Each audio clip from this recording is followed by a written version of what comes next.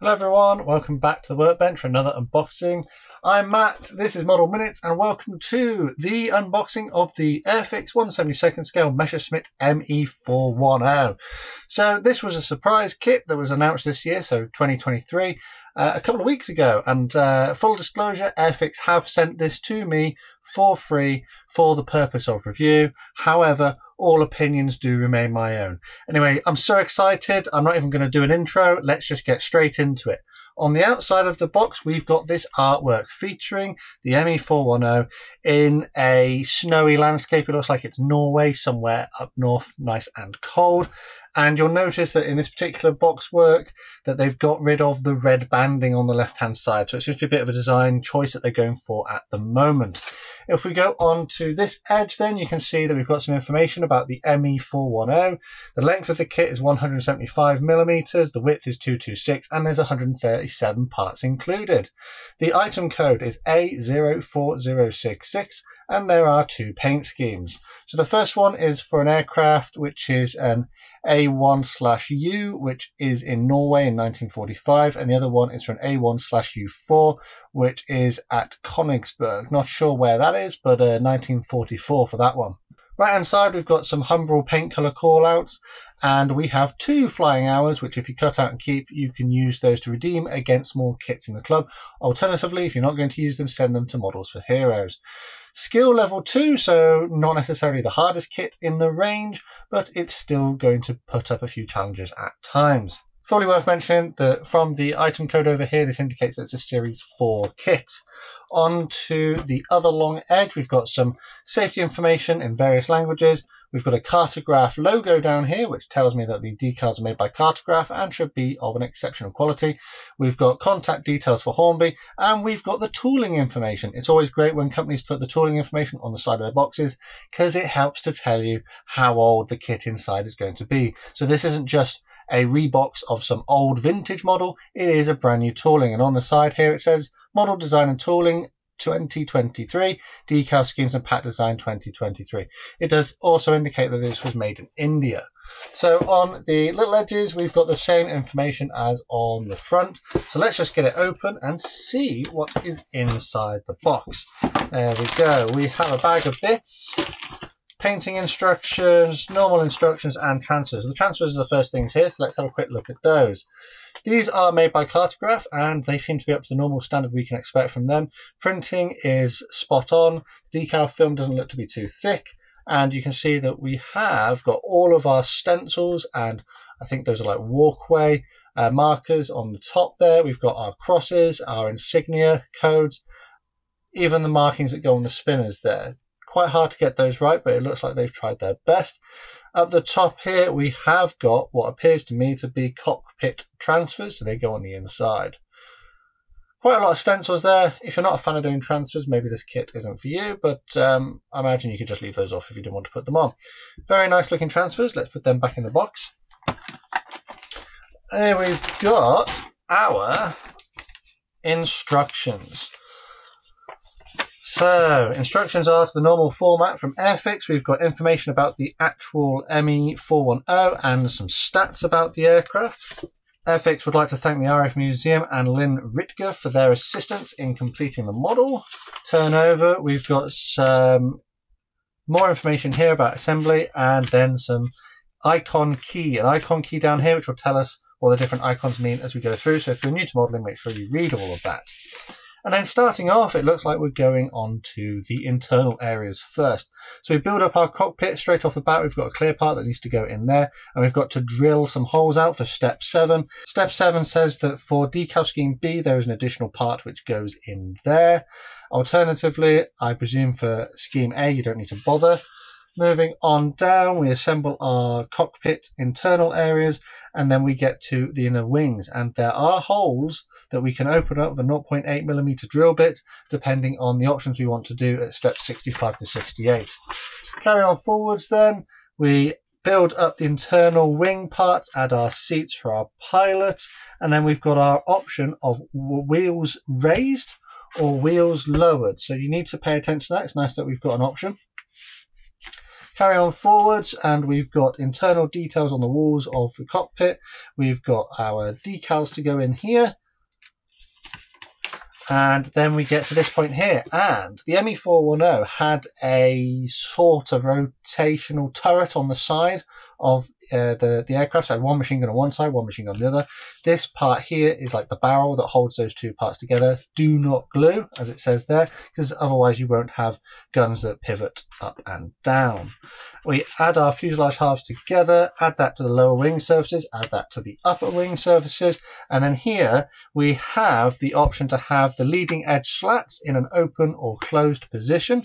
We also have the option to have the elevators in a raised or lowered position, and these come as separate parts rather than just something that you can bend to the position that you want.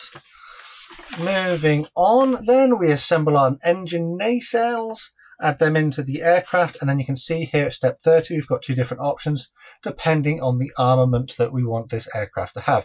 It's either extra machine guns / cannons or one massive, I think it was like a 37mm cannon in this option here. And then we also have another option for having our radiator flaps open or closed, so pay attention to the instructions as you go through that. Turn over the page, we're just assembling various parts for the radiators, which get glued into the bottom of the wing. And then we come on to our ailerons. Again, I imagine you could position them at slightly different angles if you wanted to. We get to step 50 where we add our engine exhausts and then the shrouds that go over the engine exhausts so that the aircraft wouldn't be visible at night. I presume it's primarily to stop the pilot from being blinded, but also it would help other enemy aircraft from seeing you as well. Here we're at the point where we're adding our little gun turret things on the side, and again it says to only glue in certain locations to make sure that you don't foul up the mechanism. Then we come down to add our landing gear. Naturally, if you just wanted to have it in the raised position, you wouldn't be doing this step. Coming on to the next page, we've got steps 65, 66 and 67, so we've got the option of installing drop tanks, which is what the holes earlier on that we were drilling out would have been for. So if you don't want them, don't drill the holes out. We assemble our propellers, and these are to the normal kind of design that Airfix have been doing recently, where you have a central hub. The axle gets glued through that to something else so that this central hub rotates freely. Then the central rotating hub gets glued inside the engine nacelle so you can have a rotating prop if that's what you want. We've got some more details to go onto the cockpit before we close everything up. A clear part on the nose, then our 3-part main canopy. When you come down to this step here, you can have your little step in its lowered or raised position, depending on whether the aircraft is on the ground or not. And I think at step 77, having added our aerial and pitot tube, that we are complete. So yeah, instructions seems to be up to the normal standard from Airfix, relatively easy to follow, very well laid out. There's 77 steps, so they've obviously expanded the steps to give you enough information at the right time. And all of the paints are labelled that you'll need as well. And it's the paint number from the Humble brand, so naturally if you wanted to use your own type of paint, you'd have to probably go through that and just make a note of it. So instructions, quite good. Let's look at the painting instructions, and these come in full colour, which is always great to see. We love to see our painting instructions in full colour because it just makes it so less ambiguous. You just look at a black and white one and you think to yourself, where is that supposed to go? I can't tell because it's all grey. This makes it much more easier to understand. So let's look at Scheme A to start off with. Scheme A is for the 1945 version, and it has a splinter type camouflage and a bit of mottling on the tail. This is the easier scheme that I alluded to a couple of weeks ago when we first found out about this one, possibly the one I might consider doing. Flipping over, it is effectively almost the same paint scheme. However, the fuselage is a little bit different in the sense that there is more mottling on the fuselage. So if you're not a fan of mottling, you know, I would have gone with the previous one, but there is still going to be mottling no matter which one you pick. Personally, I think that this one, Scheme A, might be a little bit more visually interesting compared to Scheme B, but Scheme B does have that massive cannon, so it's really up to you what you want to do. Right, so that is the paperwork. here are the plastic parts. Now I need something to open this bag. So we've got 1, 2, 3, 4, 5, 6 very dark grey plastic sprues, and a 7th, which is our clear sprue. Let's look at the clear sprue first and take a look at that. So the clear sprue then. The clear sprue has crystal clear parts on. There's a bit of a scuff on this one here. Plastic seems to be quite thin, bit of spring to it, so just be careful of that. Generally though, very nice looking clear parts. Parts are crystal clear. The plastic is a little bit greasy, so they've used a bit of oil or mold release to prevent the plastic from sticking in the tooling. So this would benefit from a wash beforehand, but I can't see any flash or any obvious short shots just looking at this. There is, like I said, there seems to be like a slight scuff on there, but I wonder if that is maybe a texture because it will get painted over or not. The canopy is a fairly complicated looking piece. I would love to see some masks included in the kit. That would be really fantastic, especially for something slightly complicated like this. I'm not aware of aftermarket masks being available yet, seeing as this kit is so new. But yeah, plastic on this is pretty decent. Clear parts looking good. So let's put them to the side. Let's look at sprue C, because that's the first one I had here. Molded in very dark grey plastic. It's almost the same colour as my desk. In fact, it might be the same colour as my desk. It has the left fuselage side, the elevators, the propellers, and one of the engine nacelles. And on here you can see we've got our drooping elevator there, which comes molded as part of a piece rather than as something you've got to do yourself. And the details on the outside are of the recessed variety. So we've got recessed panel lines, and we've even got some subtle hints of rivets in places. Not all over the aircraft, but just in a few places here and there. Naturally, if you wanted to go more insane with your riveting, then feel free. Let's flip over. On the inside, we have some detail as well, which is lovely. And again, the plastic feels a little bit greasy, probably worth a wash. And the plastic is a little bit flexible, but that's not necessarily a bad thing because it gives you a little bit of play when you come to assemble it. But again, I can't see any flash or short shots that I'm aware of. So let's look at the next sprue, which just so happens to be sprue A. Sprue A contains the other half of the fuselage, as well as what appears to be internal cockpit details.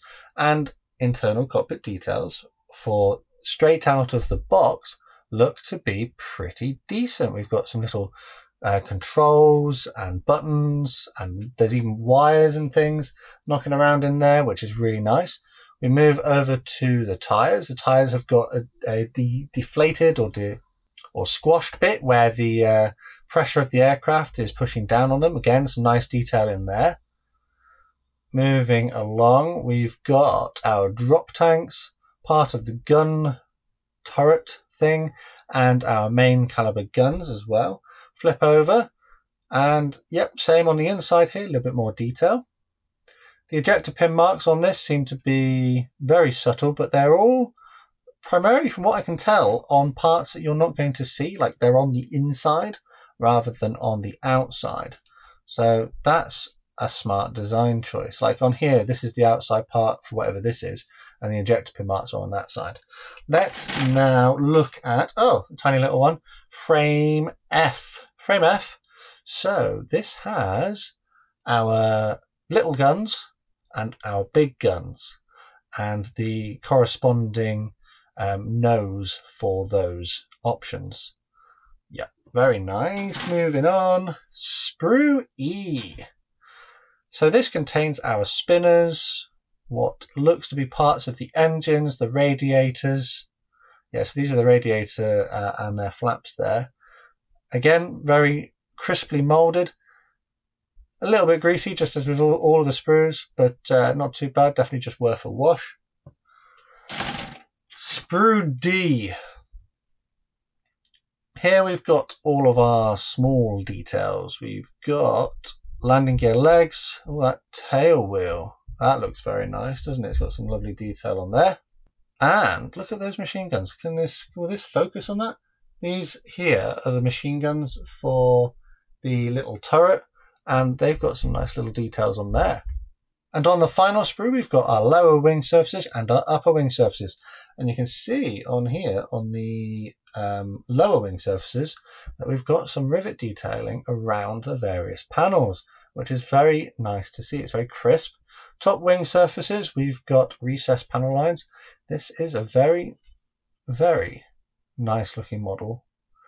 We've got our markations on the bottom here for our holes for extra parts. I presume that they've obviously designed in the option for future releases, so there's extra holes and things for stuff that may come in the future. So naturally Airfix plan years in advance what they're going to do, so we'll see this again, I'm sure, in a slightly different guise. But yeah, that is it. So recap, we had 1, 2, 3, 4, 5, 6 dark grey plastic sprues. A little bit greasy, plastic is a little bit flexible, but that's not too bad. But the details on there are really nice and they are super crisp, and there were no issues that I could see. We also had 1 clear sprue, again plastic crystal clear on that one. We had colour, painting and decal placement instructions, which is always fantastic to see. Instructions which are to the normal standard from Airfix but are well laid out and easy to follow. Rounded off with some cartograph decals, which are, in my opinion, some of the best transfers out there. All of which comes contained within this beautifully illustrated box. So there isn't really much to say about the history of this kit because it's brand new. It's like 2 weeks old as far as we're concerned. Well, I suppose at the time of making this video, but depending on when it releases, it might be a little bit older than that. Hopefully by then someone's come up with some mask sets.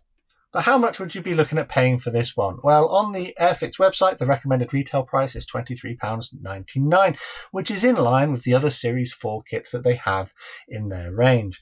And for a brandly new tooled kit with 2 paint schemes, a wealth of parts, and what looks to be a reasonably well detailed model straight out of the box with some good recessed panel lines and even rivet detail in places, this is definitely a model kit to get excited about.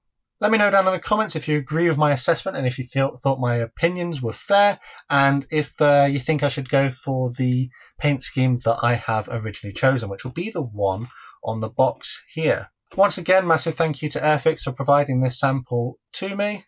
And I'll drop a link below the video if you want to go and check this out for yourself. As always, a quick shout out to my channel members and patrons for the extra support they give the channel. Massive thanks to these guys on screen. For more information about how you can join them, take a look at the links in the description.